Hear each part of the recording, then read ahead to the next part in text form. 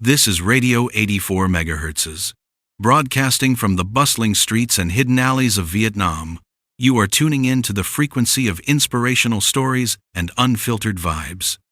Today, we follow Mark, the Wall Street shark who once thought a bowl of pho was just soup. Now, he's tackling the biggest asset in Vietnam's portfolio, Son Doong Cave. He arrived in Quang Binh, not with a backpack, but with a blueprint for a massive cable car system. He saw a product that was being underutilized. Presenting the cave that money can't buy.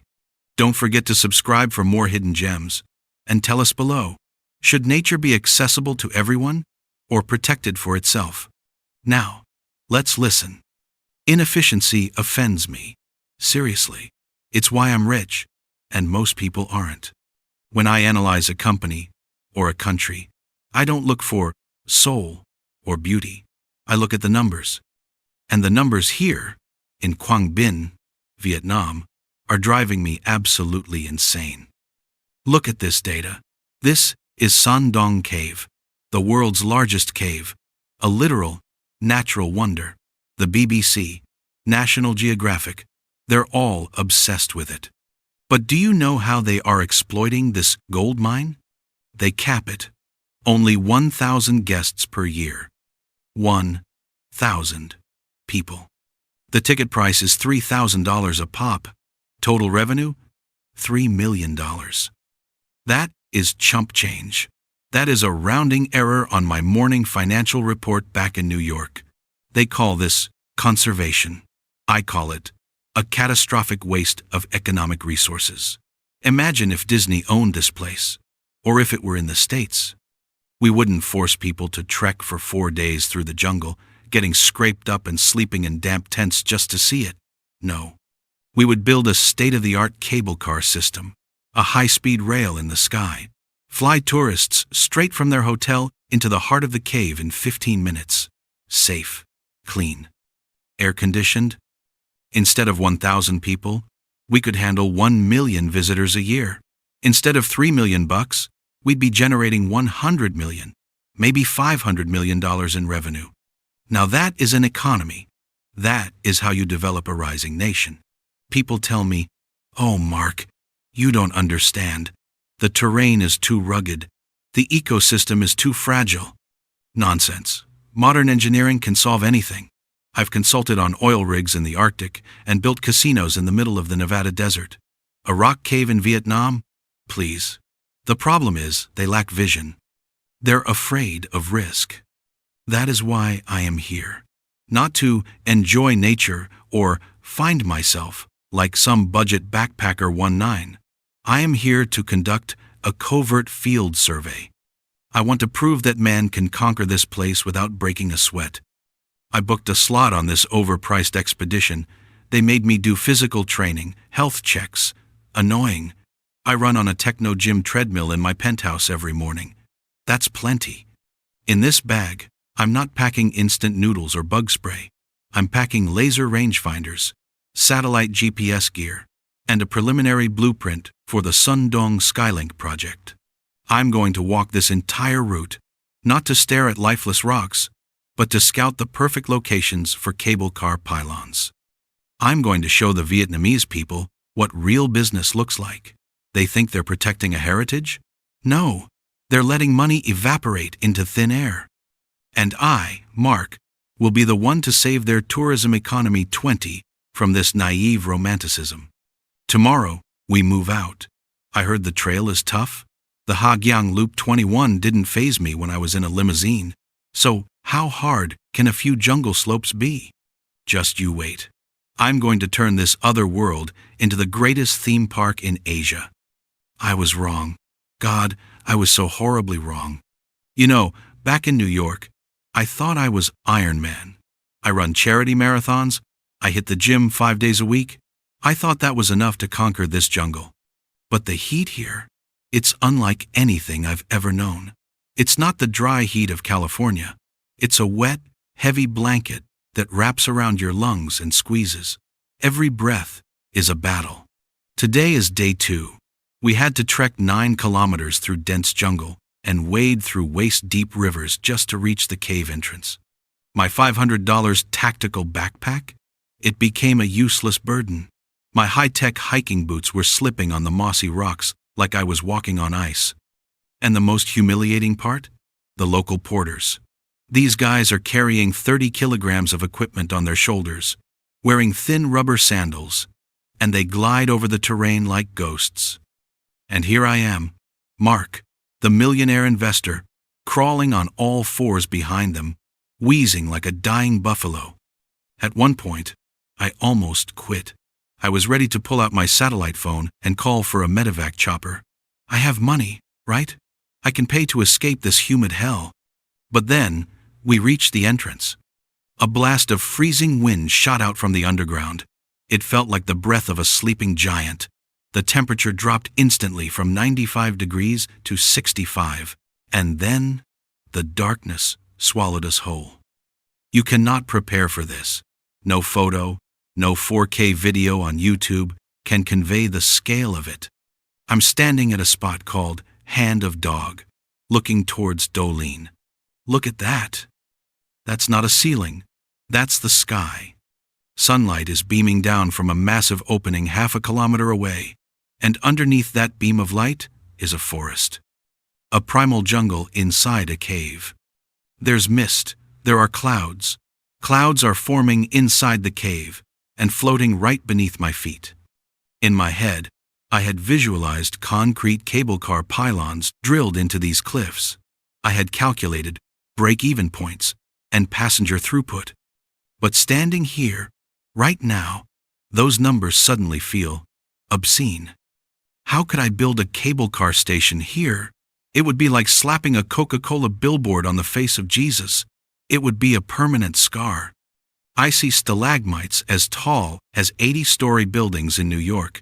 They took millions of years to form, drop by single drop, 1,000,000 years.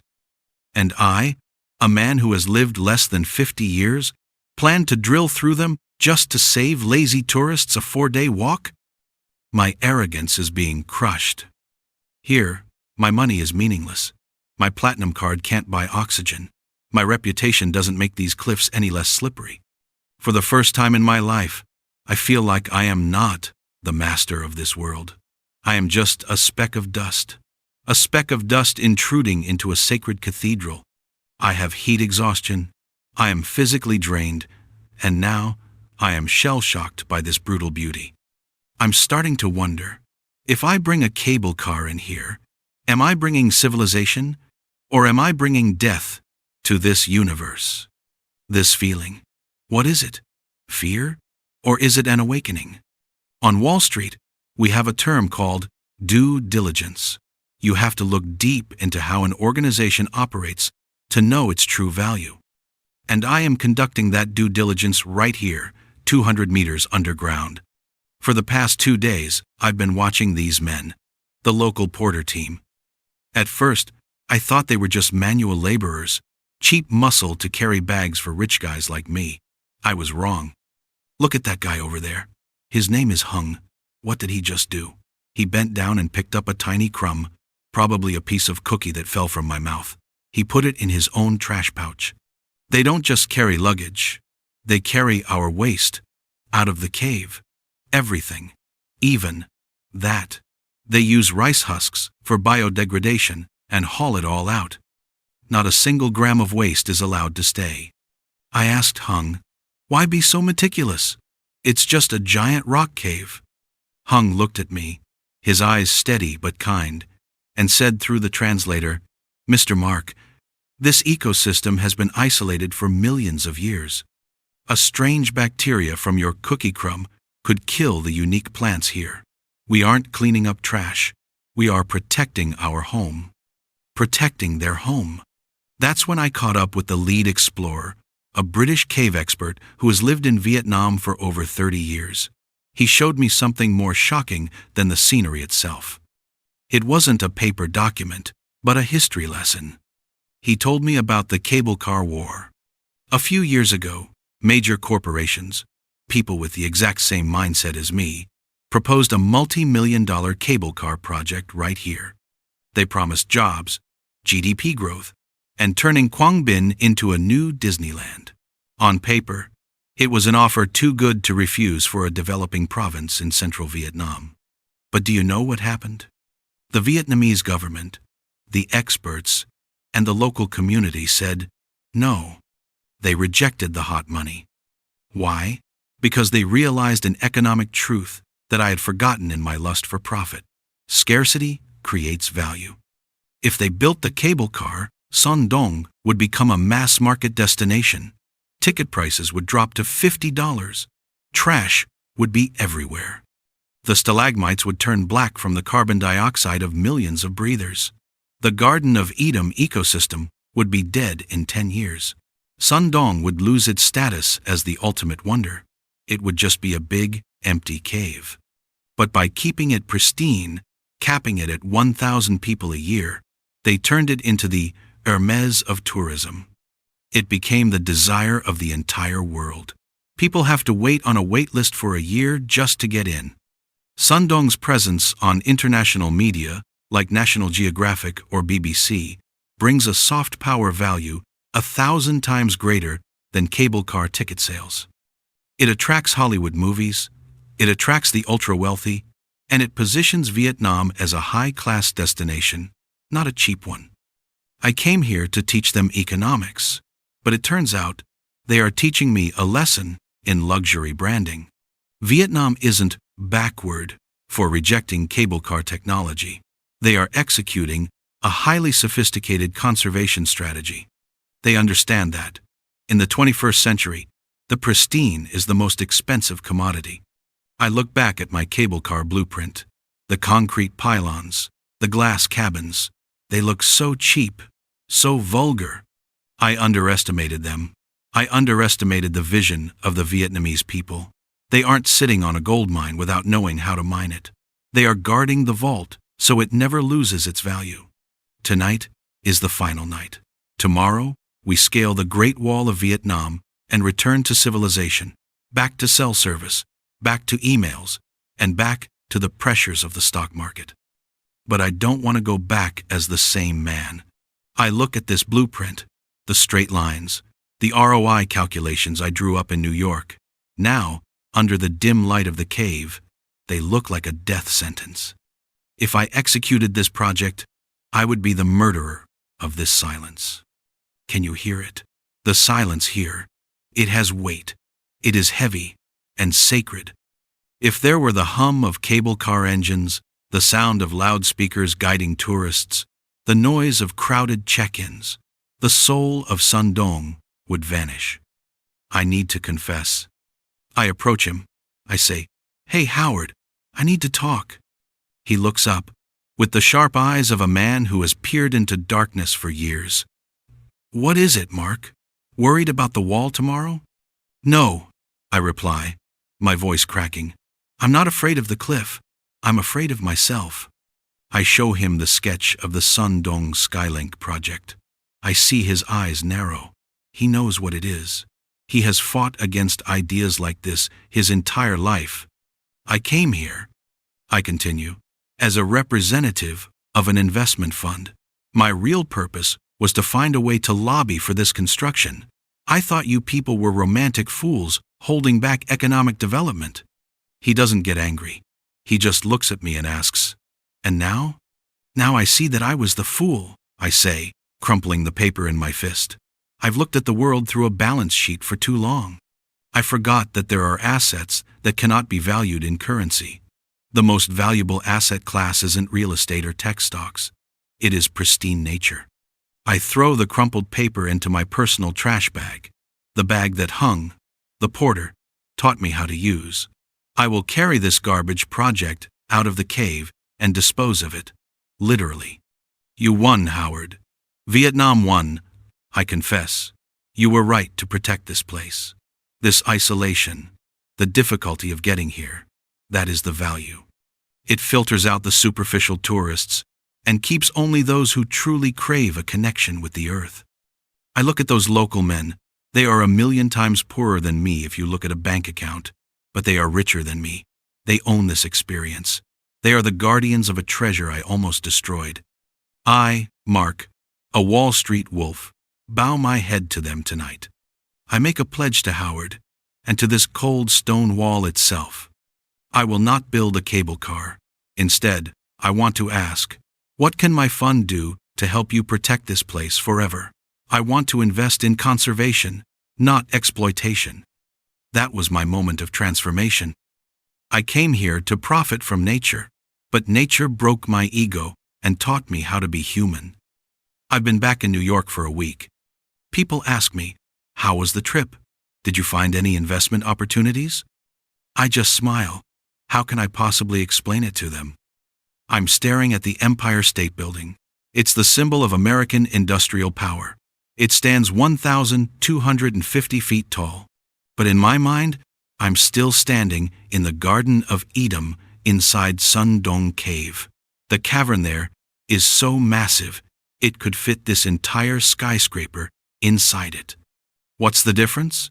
The Empire State was built in 1 year by human ambition. That cave roof was sculpted over 3 million years by the patience of water. Standing before the nature of Vietnam, our greatest achievements suddenly feel temporary. I look down at my wrist.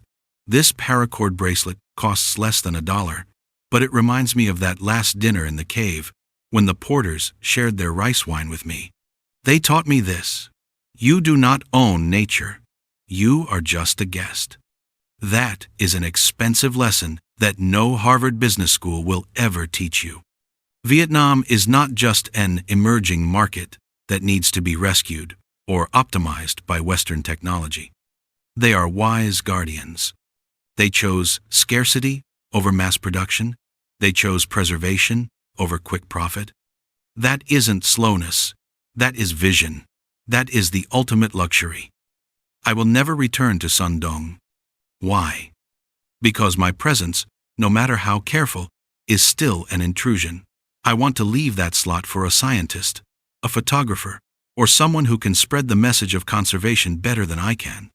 Instead, my investment fund has just signed a pledge to donate $5 million to conservation projects in Phong Nha Bang National Park. No strings attached, no construction, just protection. I used to think Vietnam was a place to make money, but Vietnam is a place to be felt. It's not a place where you go to scream, "I conquered the peak." It's a place where you go, shut up, and listen to the heartbeat of the earth. If you are watching this and planning to go to Vietnam, please do me a favor. Don't bring your prejudice. Don't bring your arrogance. Bring an open heart. Because in that country, you might find something more valuable than gold, yourself, in your humblest form. I'm Mark. I used to be a shark, but now I'm just a happy speck of dust in this vast universe.